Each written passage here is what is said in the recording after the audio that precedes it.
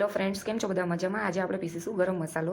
એની માટે આપણે તજ લીધા છે, લવિંગ લીધા છે, મરી લીધા છે અને બાદિયા લીધા છે. આ ત્રણેયને મિક્સ કરીને આપણે ગરમ મસાલો બનાવીએ. જોઈ શકો છો, આપણે મિક્સરમાં બધા મસાલા એડ કરી દીધા છે.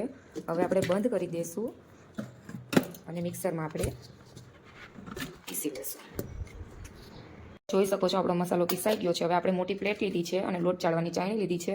હવે આપણે આ મસાલો છે એમાં આપણે ચાળી નાખશું. જોઈ શકો છો, આપણો મસાલો ચડાઈ ગયો છે. આ થોડું કચરું નીકળ્યું છે એટલે મસાલો આપણે ચાળવો પડે છે. આ મસાલો આપણે લાંબા ટાઈમ સુધી આપણે ડબ્બીમાં, કાચની બોટલમાં કે ડબ્બીમાં આપણે પેક કરીને રાખી શકીએ છીએ. અને આ મસાલો આપણે કઠોળમાં, અને જો તમે નોનવેજ ખાતા હોય તો એની માટે બેસ્ટ મસાલો છે. અને આનો સ્વાદ બહુ ટેસ્ટી આવે છે. હવે આપણે કંઈ પ્લાસ્ટિકની ડબ્બી લીધી છે, એમાં આપણે મસાલો ભરી દઈશું. જોઈ શકો છો, આપણો મસાલો તૈયાર થઈ ગયો છે. હવે આપણે ડબ્બામાં પેક કરી દીધો છે. આ મસાલો બહુ ટેસ્ટી બને છે. એકવાર જરૂર ટ્રાય કરજો.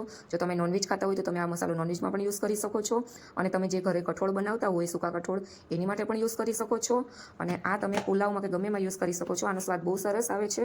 જરૂર એકવાર ટ્રાય કરજો. Thank you.